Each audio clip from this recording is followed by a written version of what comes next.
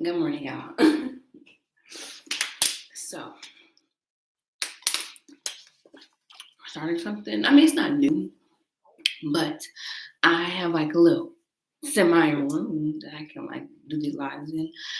But since I have to like start making these like twice a day, I decided I'm gonna wake up early and I'm gonna make a video at like 6 to 6:30 ish, 6 to 6:30 ish, and then like around 9 to 10 ish. So yeah, I'll be doing these 2 times a day. So you can hop on in the morning, hop on at night. You can, you know what I'm saying? So anyway. Anyway, good morning. Good morning. You guys, I started my new job today. So that is exciting. Sorry if I sound a little low because it's still like early. It's like 5 something. And I'm not trying to be too loud because I have roommates. So yeah. So we finished Leviticus, period. We finished Leviticus, and so now we're in Numbers. We're going to be reading Numbers 1 through 8. No, 1 through 9. Chapters 1 through 9. So let's get that out. And before I did this, I made a video on Numbers, so I am so excited. We got to Leviticus, which was like the hard part. Sorry, Lord. It's kind of hard. So, Leviticus, so we're going to be reading, not Leviticus, we're reading Numbers. Numbers 1, verse 1 through 15. Oh, through 9.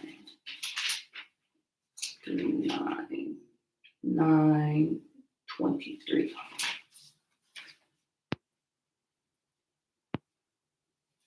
Okay.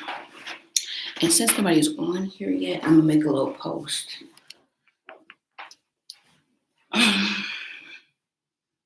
I'm going to make a quick little post like, hey, y'all, I'll be on here. Lord, I'm so nervous because I don't even be telling a lot of people. And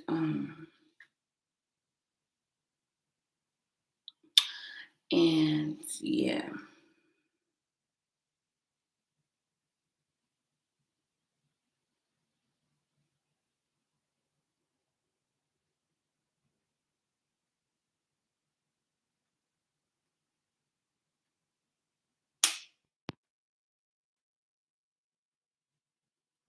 So I'm reading the Bible on live from 6-ish, 6:30-ish. What is like 6 to 6:30-ish.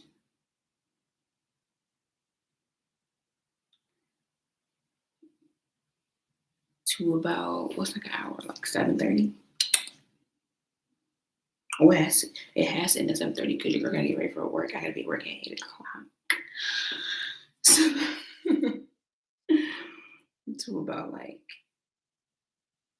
okay, my phone trying to tweet because it's telling me not to be doing this right now. To 7:30-ish.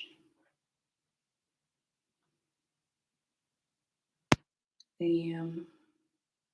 And what would be a good time? Like 9? Like 9. So I'm gonna put it like 9. I want to say like 8:30, but I'm gonna say like.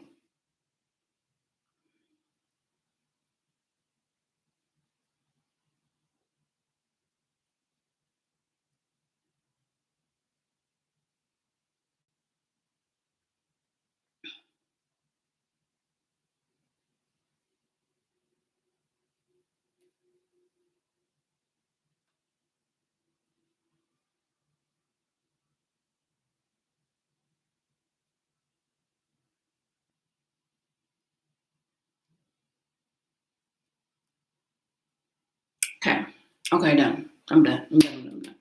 Let's get into it. Okay, so Numbers. This is written by Moses. The audience is God's chosen people, the Israelites. Today is during the wandering in the desert. And this is after the desert of Sinai. The census is taken. Whatever, this should have been a relatively brief journey to Canaan, turned into 39 years of wandering in the desert. So that's the context behind numbers. So you guys ready? Yes. Okay. Oh, this is kind of tough too.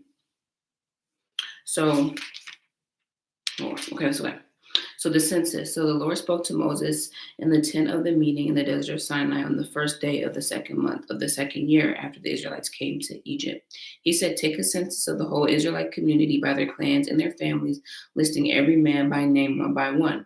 You and Aaron are to number them by their divisions, all the men in Israel 20 years or more who are able to serve in the army.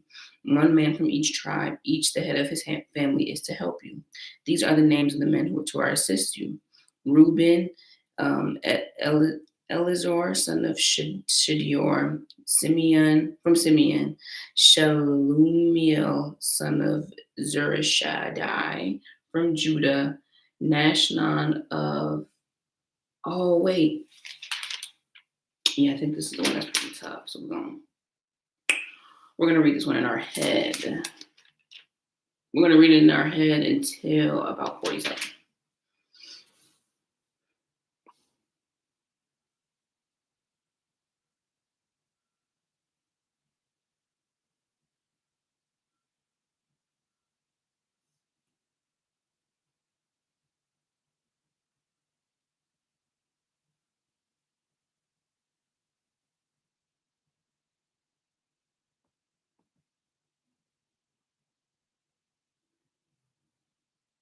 So from the tribe of Reuben was 46,500.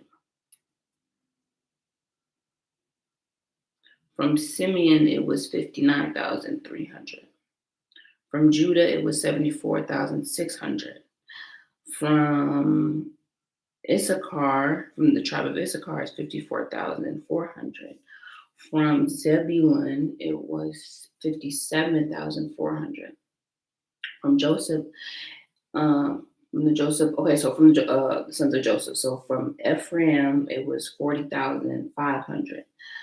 From Manasseh, it was 32,200. From Benjamin, it was 35,400. From Dan, it was 62,700.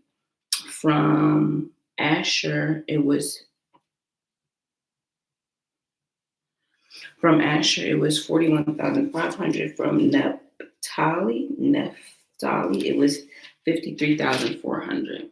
These were the men counted by Moses and Aaron and the 12 leaders of Israel, each one representing his family. All the Israelites 20 years or older who were able to serve in Israel's army were counted according to their families. The total number was 603,550.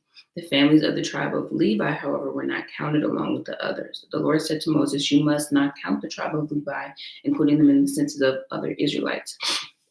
Instead, appoint the Levites to be in charge of the tabernacle of the testimony, over all of its furnishings and everything belonging to it. They are to carry the tabernacle and all of its furnishings, and they are to take care of it and the camp around it.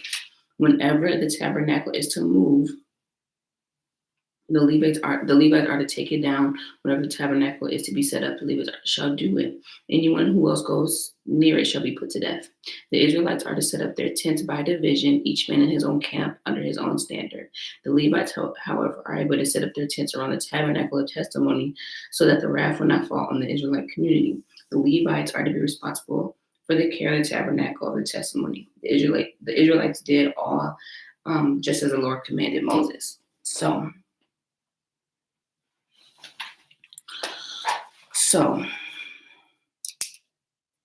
chapters 1. We see the Levites, but we already knew this because the Levites could be the priests. So basically, I'm going to put there's a census taken.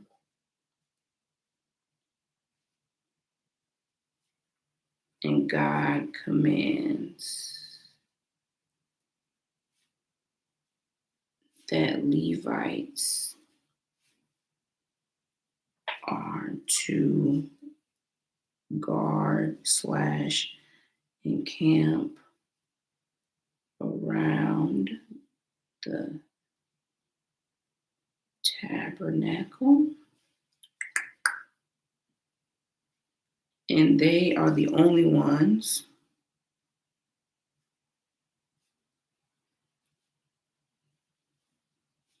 to go near. Boom. Okay.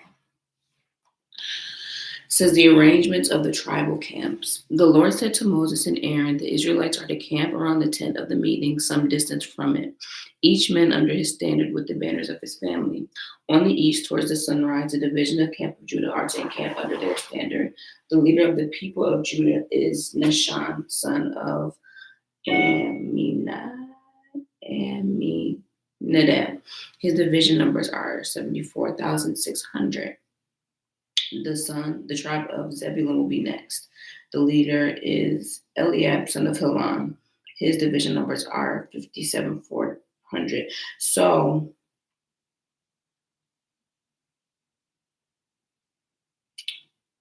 this is the camp of Judah under their standard. Okay. So all the men assigned to the camp of Judah was 186,400, and they will set out first. On the south, it will be the division of the camp of Reuben. In his division, there are 46,500. The tribe of Simeon will camp next to them at 59,300. The tribe of Gad will be next, and the leader is Eliasaph,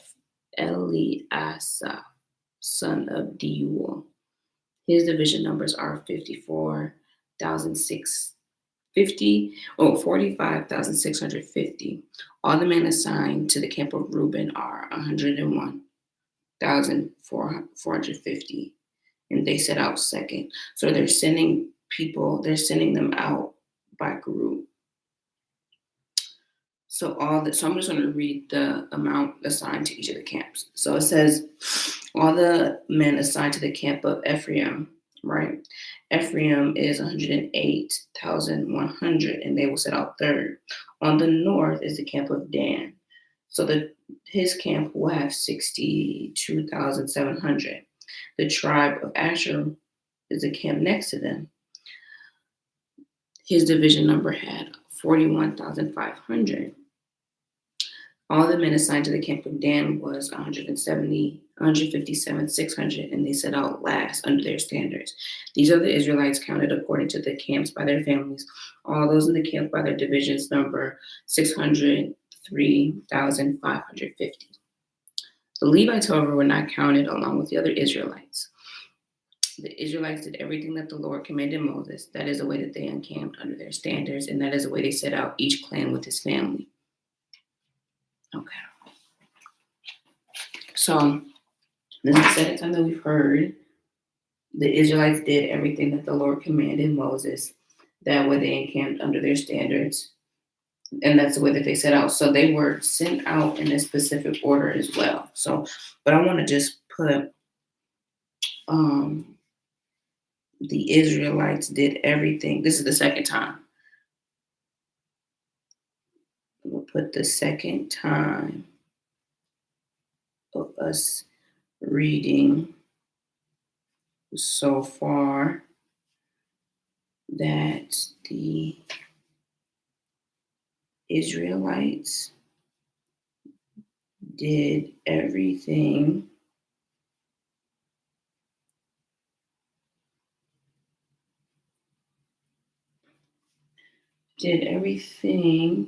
the Lord commanded Moses.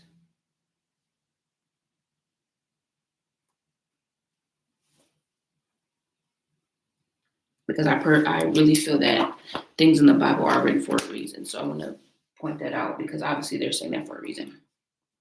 So it says that this is the count for the family of Aaron and Moses at the same time the Lord talked with Moses on Mount Sinai. So the names of the sons of Aaron were Nadab, the firstborn, Abihu, Eleazar, Ithamar. Those were the names of Aaron's sons, the anointed priests who were ordained to serve as priests. Nadab and Abihu, however, fell dead before the Lord when they made an offering with unauthorized fire before him in the desert of Sinai. They had no sons, so only Eleazar and Ithamar served as priests during the lifetime of their father Aaron. The Lord said to Moses, "Bring the tribe of Levi and present them to Aaron the priest to assist him. They are to perform duties for him and the whole community at the tent of meeting by doing their work of the tabernacle. They are to take care of the furnishings of the tent of meeting, fulfilling the obligations of the Israelites by doing the work of the tabernacle. Give the Levites to Aaron and his sons. They are the Israelites who are to be given wholly to him. Appoint Aaron and his sons to serve as priests. Anyone else who approaches the sanctuary must be put to death." The Lord said to Moses, "I have taken the Levites from among the Israelites in place of the first male offspring of every Israelite woman. The Levites are mine, for all the firstborn are mine. When I struck down all the firstborn in Egypt, I set apart for myself every firstborn in Israel, whether male or animal. They are to be mine. I am the Lord." The Lord said to Moses in the desert of Sinai, "Count the Levites by their family and clans. Count every male a month old or more." So Moses counted them, and he was commanded by the word of the Lord. These are the names of the sons of Levi: Gershon, Kohath, and Merari. These are the names of the Gershite clans: Libni, Shimei, the Kohathite clans: Amram, Azar, Hebron, and Uziel. The Merarite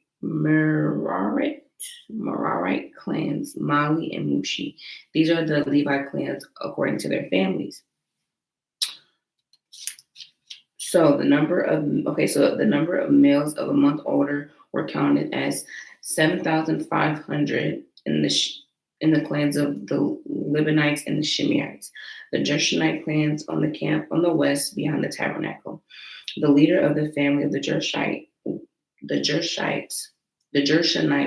were Eliasaph, son of Lael, and the tent of meeting of the Gershonites were responsible for the care of the tabernacle and its covering. The curtain of the entrance of the tent of the meeting, the curtains of the courtyard, the curtains of the entrance of the courtyard surrounding the tabernacle, altars, and the robes and everything related to their use. Tekoa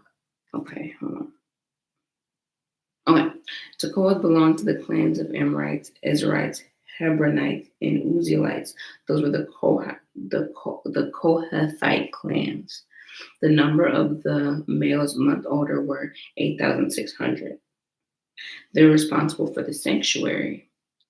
They camped on the south side of the tabernacle. The leader of the families were Elizephon, son of Uziel. They're responsible for the care of the ark, the table, the lampstand, the altars of the sanctuary used in ministering, the curtain, and everything related to their use. The chief leader of the Levites were Eleazar, son of Aaron, the priest. He was appointed over those responsible for the care of the sanctuary.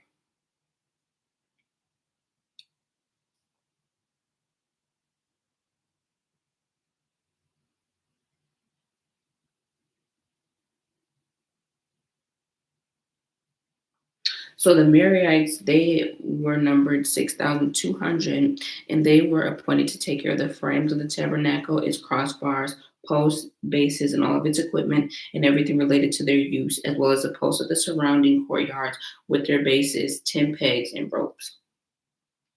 Moses and Aaron and his sons were to camp on the east of the tabernacle towards the sunrise in front of the tent of the meeting, and they're responsible for the care of the sanctuary on behalf of the Israelites. Anyone else to approach the sanctuary was to be put to death. The total number of Levites counted in at the Lord's command by Moses and Aaron, according to their clans, included every male a month or a month older, was 22,000. The Lord said to Moses, "Count all the firstborn Israelite males who are a month old or more, and make a list of their names.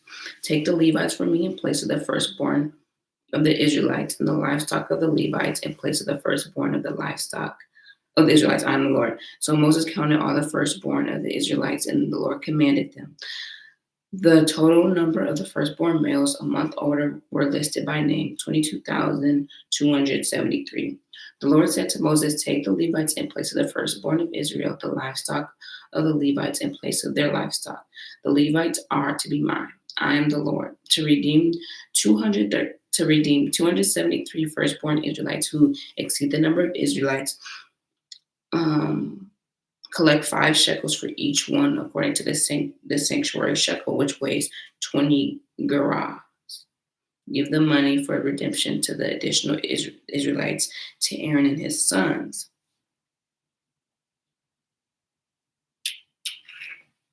So Moses collected the redemption money from those who exceeded the number redeemed by the of the Levites from the firstborn of the Israelites. He collected silver weighing 1365 shekels according to the sanctuary shekel. Moses gave the redemption money to Aaron and his sons, and as he was commanded by the Lord. So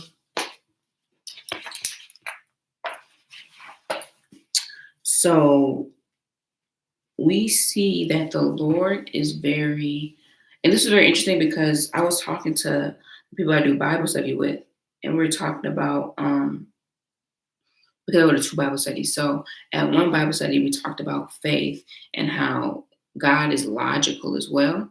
And then I was at my other Bible study, and I brought up how God uses systems. And so right now we're looking at, let me put this like down a little bit.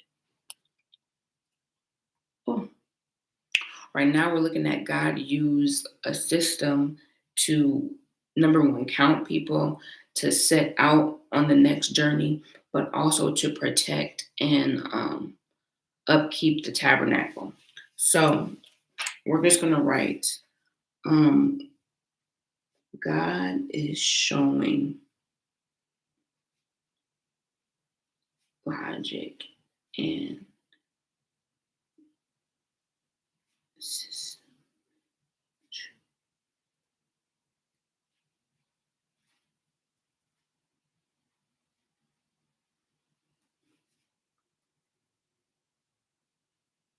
Every clan has a responsibility, which goes to speak that the Lord gives us different skill sets, and the Lord gives us a purpose in life, and it is our duty to actually do what he wants us to do because he has given it to us. Like he's telling these people, you are to be in charge of the post, you are to be in charge of the back, you are to make sure that the tabernacle isn't come close by anybody else that's not a Levite.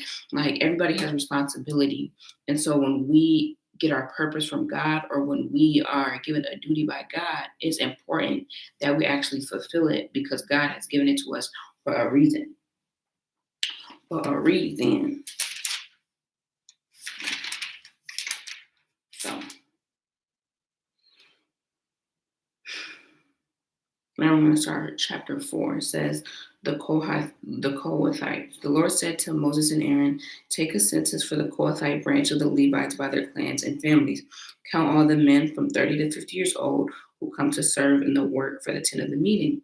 This is the work of the Kohathites in the tent of meeting, the care of the most holy things. When the camp is to move, Aaron and his sons are to go in and take down the shielding curtain and cover the ark of the testimony with it. Then they are to cover with the hides of sea cows, spread a cloth of the solid blue over that, and put holes in its place. Over the table of the presence, they are to spread a blue cloth and put it on the plates, dishes, and bowls, and the jars for the drink of offering. The bread is continually there to remain on it. Over these, they are to spread a scarlet cloth, cover that hides of the sea cows, and put poles in its place. They are to take a blue cloth and cover the lampstand for that light, together with the lamps, its wick trimmers and trays, and with all the jars of oil they use to supply it. Then they are to wrap it in all of its accessories in a covering of hides of sea cow and putting it into a carrying frame. Over the gold altar, they are to spread a blue cloth and cover that hides of the sea cows and put the poles in its place. They are to take all the articles used for ministering in the sanctuary Wrap them up in a blue cloth and cover that with the hides of sea cows and put them in a carrying frame. They are to remove the ashes from the bronze altar, spread a purple cloth over it. Then they are to place on it all the utensils used for ministering at the altar, including the fire pans, meat forks, shovels, and sprinkling bowls. Over it, they are to spread a covering of hides of sea cows and put poles in its place. After Aaron and his sons finish covering the holy furnishings and all the holy articles, and when the camp is ready to move, the Kohathites are to come and do the carrying, but they must not touch the holy things or they will die.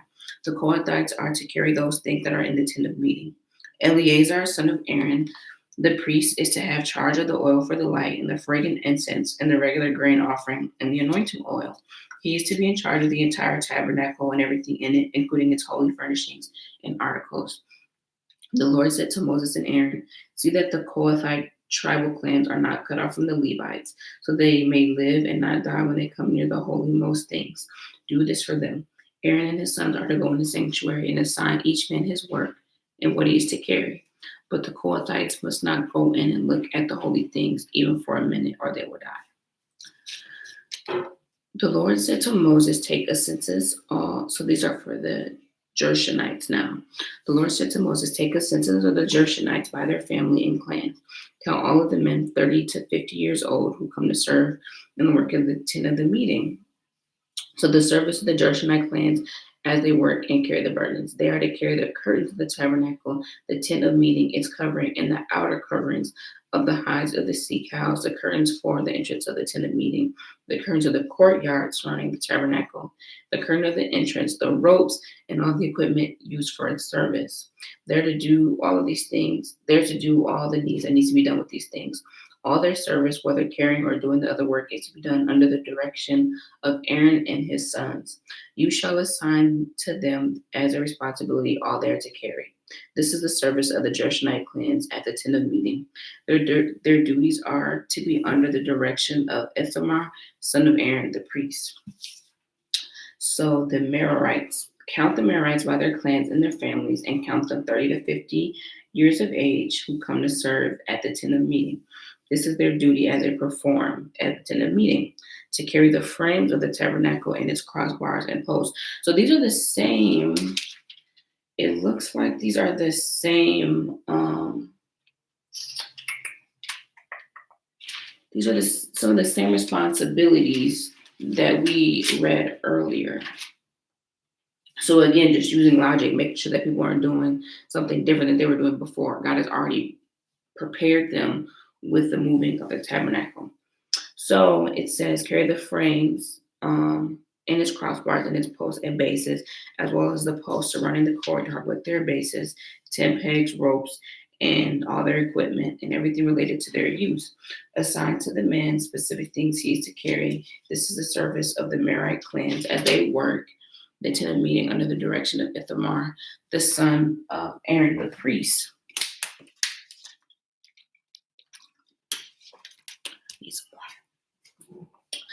So it says the numbering of the Levite clans. It says Moses and Aaron and the numbers of the community counted the Kohathites by their clans and families. All the men 30 to 50 years of age who came to serve in the work of the tent of meeting counted clans that were 2,750. This was the total of all of those in the Kohathite clans who served in the tent of meeting. Moses and Aaron counted them according to the Lord's command through Moses. The Gershonites were counted by their clans and families. All the men 30 to 50 years of age who came to serve in the work of the tent of meeting counted by their clans were 2,630. This was the total of those Gershonite clans who served in the tent of meeting.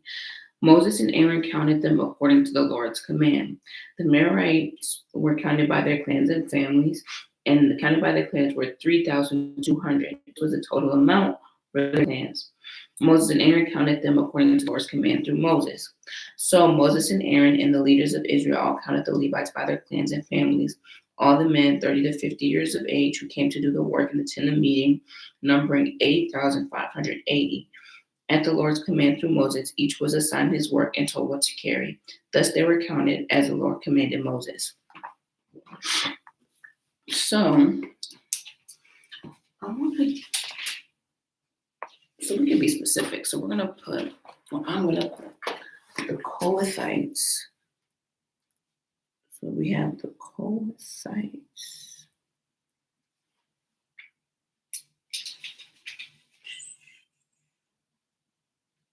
So they're in charge of the most holy things.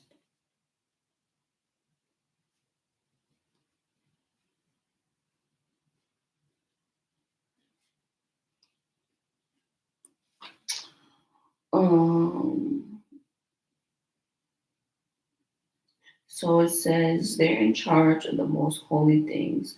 When it's time to move, actually, I'm going to leave it at that. When it's time to move, they're the ones who cover everything up. So the Gershonites, it says they are to carry the curtains.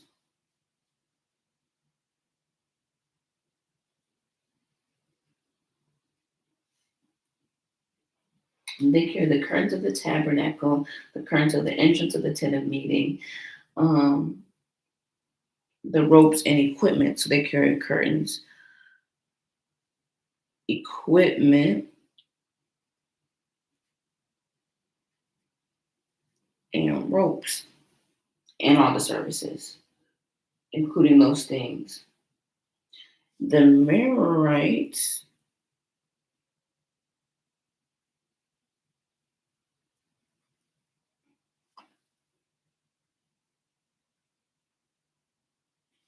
they carry the posts, frames, crossbars, and bases.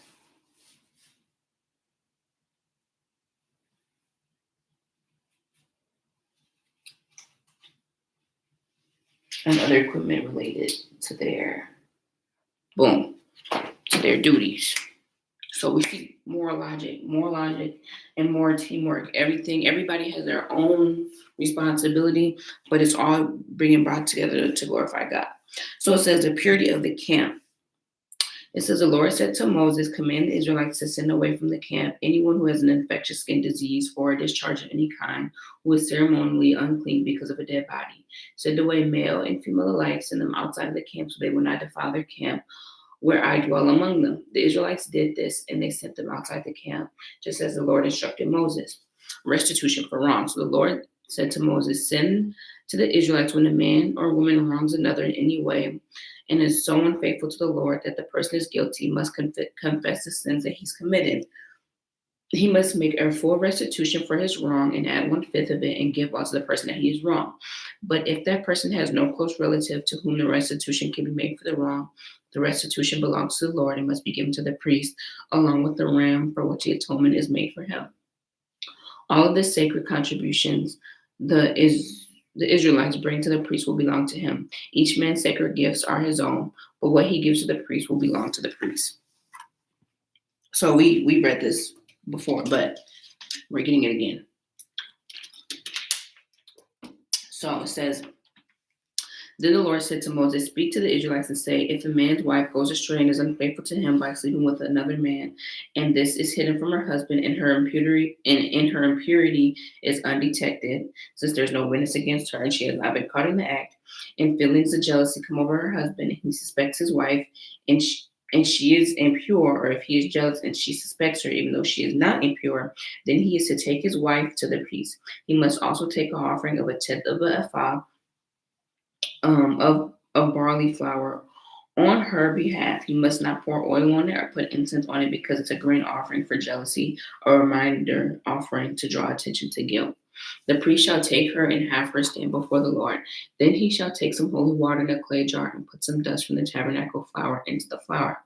After the priest has had the woman stand before the Lord, he shall loosen her hair and place her hands in front of the jealousy offering, the grains offering for jealousy, while he himself holds the bitter water that brings a curse. Then the priest shall put the woman under oath to say, if no other man has slept with you and you have not gone astray and become impure while married to your husband, may this bitter water that brings a curse not harm you. But if you have gone astray while married to your husband, and you have defiled yourself by sleeping with another man other than your husband, here the priest is to put the woman under this curse of the oath. May the Lord cause your people to May the Lord cause your people to curse and denounce you when he causes your thigh to waste away and your abdomen to swell. May this water that brings a curse into your body so your abdomen swells and your thighs waste away. Then the woman is to say, Amen, so be it. The priest is to write these curses on the scroll and wash them off in the bitter water. He shall have the woman drink the bitter water that brings a curse, and this water will enter and cause bitter suffering.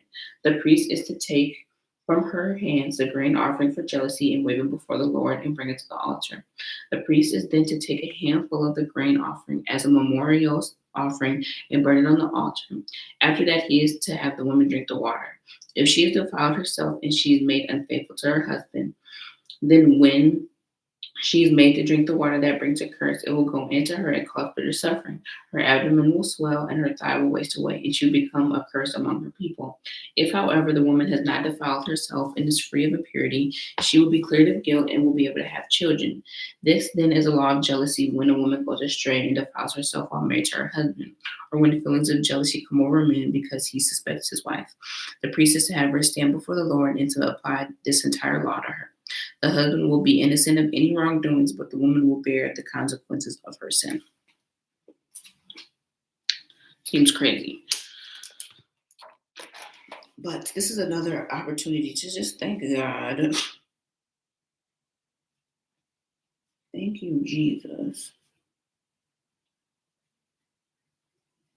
for your sacrifices. So we don't have to even go through this.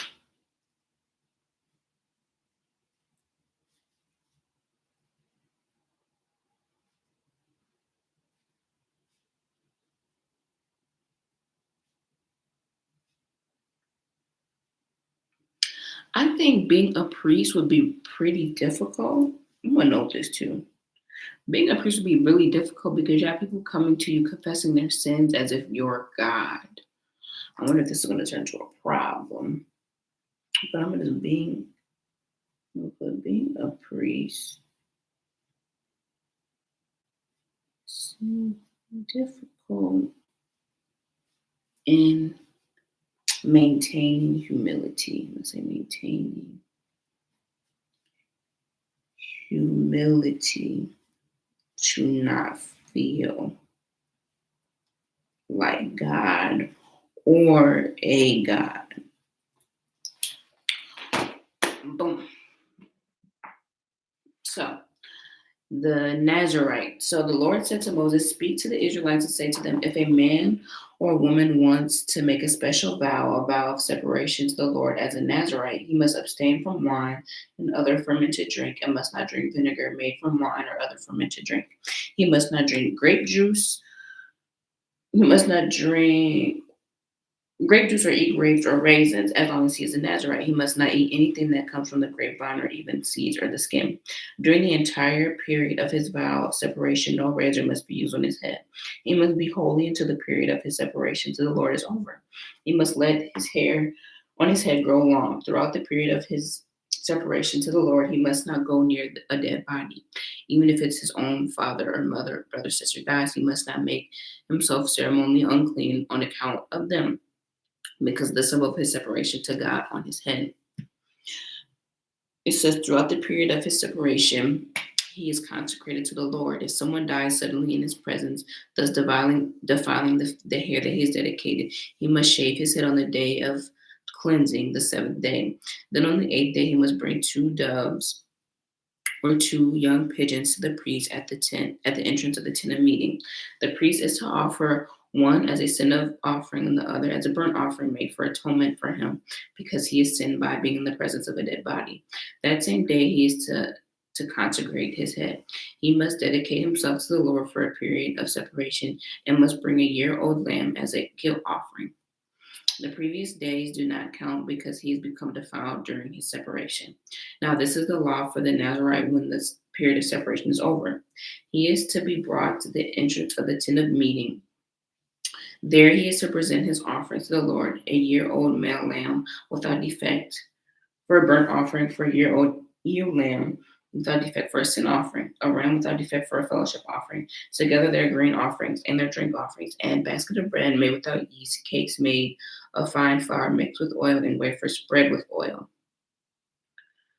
The priest is to present them before the Lord and make sin offering and burnt offering. He is to present the basket of unleavened bread and is to sacrifice the ram as a fellowship offering to the Lord, together with his grain offering and drink offering.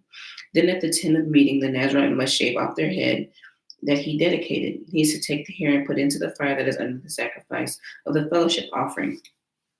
After the Nazarite has shaved off the hair of his dedication, the priest is to place his hands in boiled shoulder of the ram, and cake and wafer of the basket, both made without yeast. The priest shall then wave them before the Lord as a wave offering. They are holy and belong to the priest, together with the breast that was waved and the thigh that was presented. After that, the Nazarite may drink again. This is the law of the Nazarite who vows his offering to the Lord in accordance with his separation, in addition to whatever else that he can afford. He must fulfill the vow he has made according to the law of the Nazarite. The priestly blessing. The Lord said to Moses, "Tell Aaron and his sons, this is how you are to bless the Israelites. Say to them, the Lord bless you and keep you, and the Lord make his face shine upon you and be gracious to you. The Lord turn his face towards you and give you peace. And they will put my name on the Israelites, and I will bless them." That's where that song comes from. I didn't even know that. Period. Okay, so boom. If you want to be a Nazarene, you need to do all types of stuff. So I'm just gonna put Nazarites not to drink or shave head. This is a special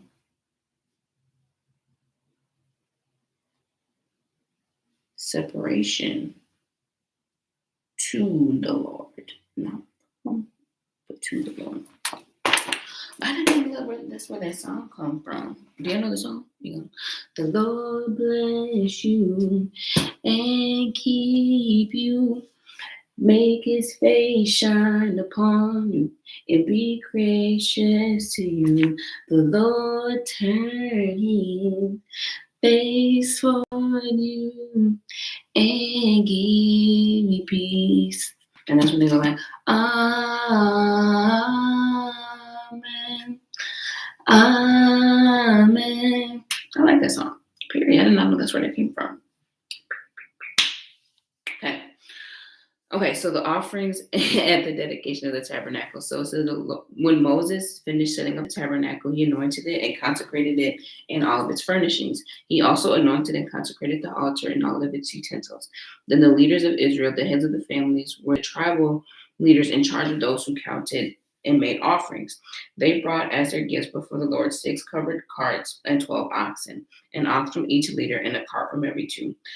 These they presented before the tabernacle. The Lord said to Moses, "Accept each from them, that they may be used in the work of the tent of meeting. Give them to the Levites as each man work requires." So Moses took the carts and oxen and gave them to the Levites. He gave them 2 carts and 4 oxen to the Gershonites as their work required, and he gave 4 carts and 8 oxen to the Merarites as their work required. They were all under the direction of Ithamar, son of Aaron, the priest, but Moses did not give any to the Kohathites because they were to carry on their shoulders the holy things for which they were responsible. When the altar was anointed, the leaders brought their offerings for its dedication and presented before the altar. For the Lord said to Moses, each day one leader is to bring his offering for the dedication of the altar. The one who brought his offering on the first day was Nishon, son of Aminadab of the tribe of Judah. So basically, they're just saying the offerings that were brought. So I'm gonna read the first one, and the rest we'll read our hand. So his offering was 1 silver plate weighing 130 shekels, and 1 silver sprinkling bowl weighing 70 shekels, both according to the sanctuary shekel, each filled with fine flour mixed with oil as a grain offering. One gold dish weighing 10 shekels filled with incense. One young bull, one young ram, one male lamb, a year old for a burnt offering. One male goat for a sin offering, and 2 oxen, 5 rams, 5 male goats, and 5 male lambs a year old to be sacrificed as a fellowship offering.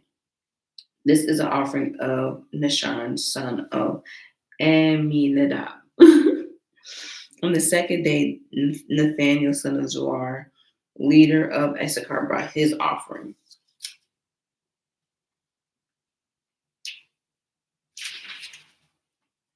Okay. So then I'm just going to read you all the people that brought their offering because these kind of look like the same offering. Some are different, some are more, some are less, but it's not like I'm going to remember. Sorry, Lord, for me to say it out loud. I'm not. So it says Eliab, son of Hulam, brought the leader of Zebulun, the people of Zebulun brought his offering. Eleazar, son of Shedeur, the leader of the people of Reuben, brought his offering. On the 5th day, Shelemiel, son of Zurishaddai, the leader of the people of Simeon, brought his offering. On the 6th day, Eliasaph, son of Deuel, the leader of the people of Jod. I don't know if it's God or like Jod, but we're going to say Jod, brought his offering. On the 7th day, Elishama, son of Ammihud, the leader of the people of Ephraim, brought his offering. On the 8th day, Gamaliel, son of Pedazur, the leader of the people of Manasseh, brought his offering. On the 9th day, Abidan, son of Jidani, the leader of the people of Benjamin, brought his offering. On the 10th day, Ahiziar, son of Ammishdai, the leader of the people of Dan, brought his offering. Or Dan brought his offering. On the 11th day, Pagiel, son of Okran, the leader of the people of Asher, brought his offering. On the 12th day, Ahiyar, son of Enan, the leader of the people of Naphtali, brought his offering. These were the offerings of the Israelite leaders for the dedication of the altar when it was anointed.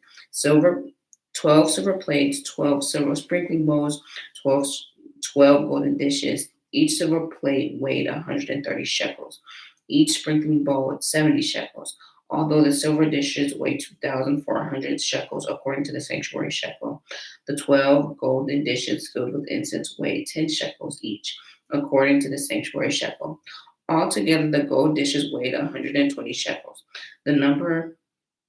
The total number of animals for the burnt offering came to the 12 young bulls, 12 rams, and 12 lambs a year old. Together with their grain offering, 12 male goats were used for sin offering.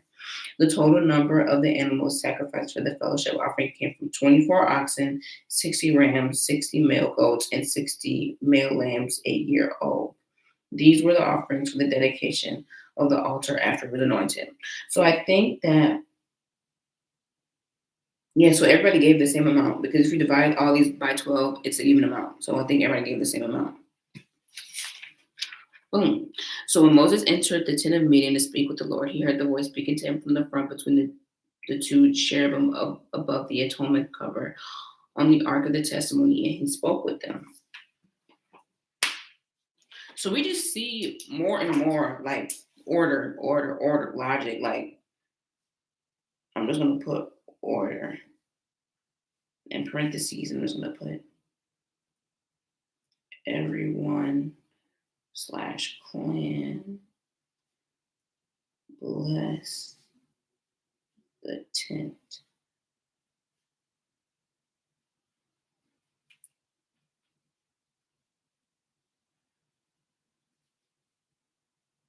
By giving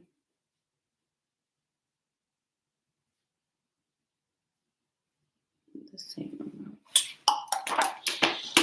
So everybody's giving the same amount. Everybody, I know sometimes like this is like hard to read, but sometimes you just have to focus on like the theme of what we're reading and not so much like the details. And really what I'm getting is that God is a God of order. Like there is order. order in the court. There is order. There's order. Everybody has their thing that they need to be doing. Everybody has an assignment. It says that they're getting their assignments from Moses on what to carry. So there's just order going on. That's how we have to have order and like procedure. So setting up the lamps. It says the Lord said to Moses, speak to Aaron and say to him, when you set up 7 lamps, they are to light the area in front of the lampstand. Aaron did so, and he set up the lamps with a face towards the lampstand, just as the Lord commanded Moses. This is how the lampstand was made. It was made of hammered gold from its base and to its blossoms. The lampstand was made exactly like the pattern the Lord had shown to Moses. The Lord said to Moses, take the Levites from among the other Israelites and make them ceremonial clean. To purify them, do this. Sprinkle water of cleansing on them, then have them shave their whole bodies and wash their clothes, and so purify themselves. Have them take a young bull with its grain offering of fine flour mixed with oil.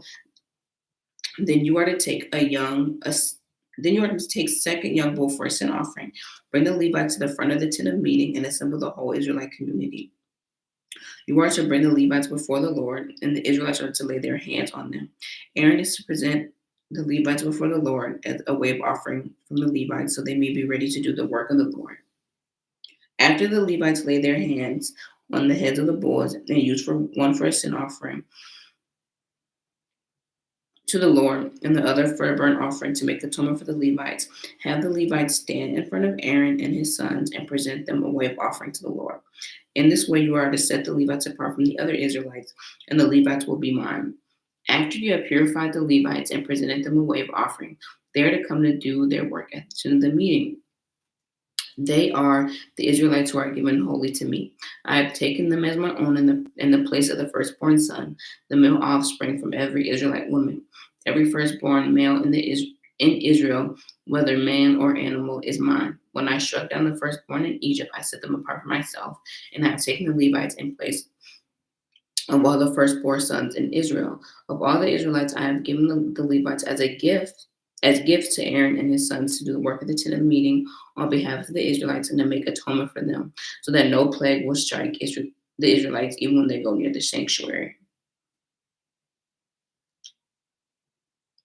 Okay. Moses, Aaron, and the whole Israelite community did with the Levites, just as the Lord commanded Moses. The Levites purified themselves and washed their clothes. Then Aaron presented them as a wave offering before the Lord and made atonement for them to purify them. After that, the Levites came to do their work at the tent of meeting under the supervision of Aaron and his sons. They did with the Levites just as the Lord commanded Moses. The Lord said to Moses, this applies to the Levites. Men 25 years old or more shall come take part in the work at the tent of meeting. But at the age of 50, they must retire from their regular service and work no longer. They must assist their brothers in performing their duties at the tent of meeting. But they themselves must not do the work. This is then how you were to assign responsibilities of the Levites. Okay. So I want to make sure that I put, again, because I didn't write this down before, but the Levites represent the firstborn of all the males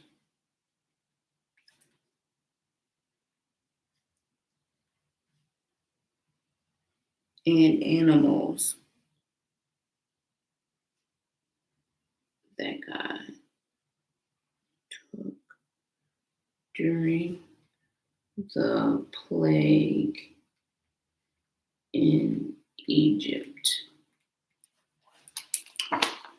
Because I definitely didn't write that down before. Okay, now we're at the last chapter. So this is the Passover. The Lord said to Moses,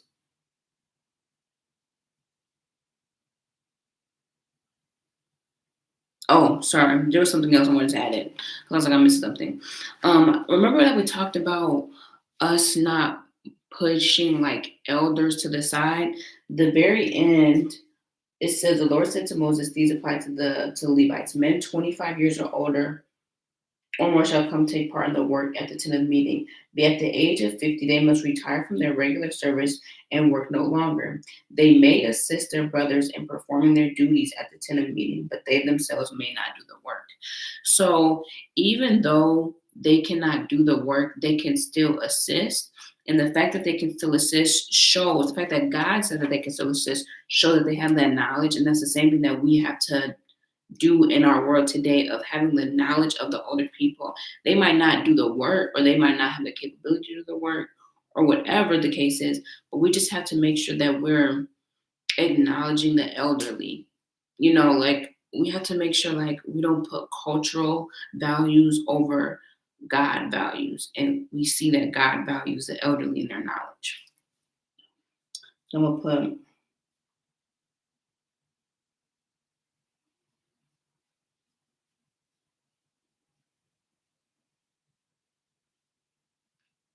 put knowledge of the elderly is huge. They weren't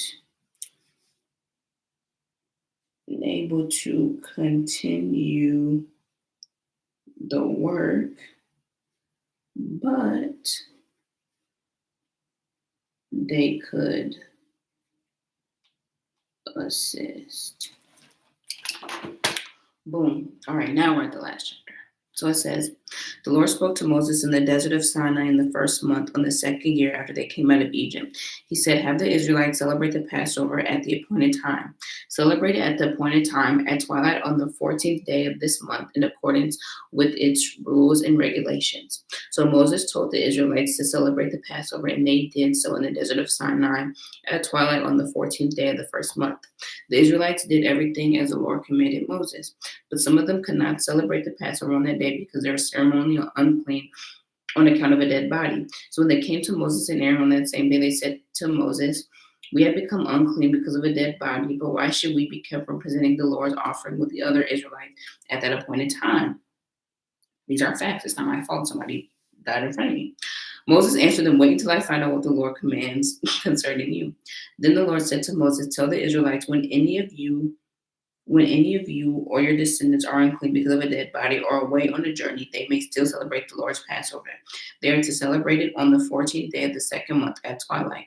They are to eat the lamb together with unleavened bread and bitter herbs. They must not leave any of it until morning or break any of its bones. When they celebrate the Passover, they must follow all the regulations.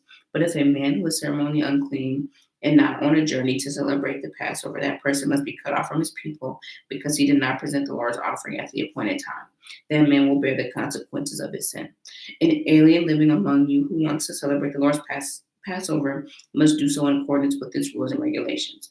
You must have the same regulations for the alien as a native born.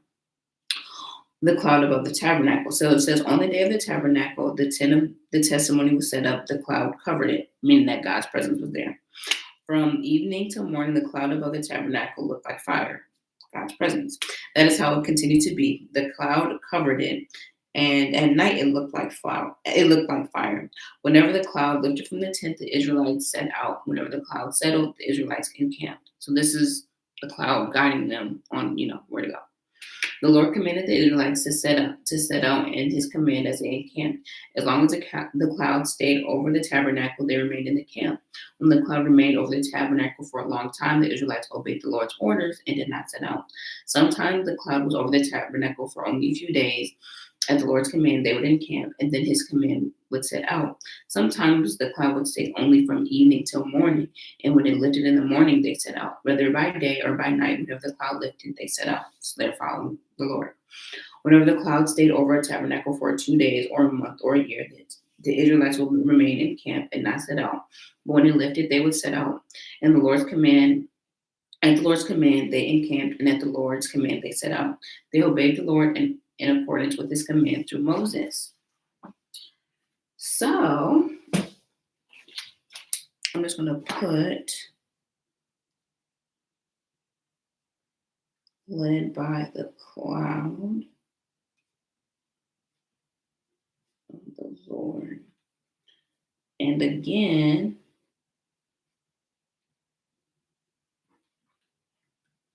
we read, they are listening to the command of the Lord through Moses. So we're seeing that they're listening, and we already know because in the summary it said it, that they're going to be wandering for 39 years. But we see right now that they're listening. So we have some foreshadowing that there's going to be some disobedience coming, because why would they wander for 40 years if they're doing what they're supposed to be doing? So that is for this morning. We just completed day 10. Ooh. We just completed day 10. And so we'll be reading day 11 tonight, which would be chapters 10 through 21. So I will see you guys later. I'm about to post about this because I deleted it because I got a little nervous. But I'm about to post about it. So yeah, we'll be reading from around 6:15, 6:30-ish to about 7:15, 7:30-ish, 7:40 at the latest. At the latest. Okay. Again, if you guys have any questions, feel free to comment. I know we're kind of at like the part where we're reading a lot about like details and stuff. But if you have any questions and you want to like interact, we definitely can do that too.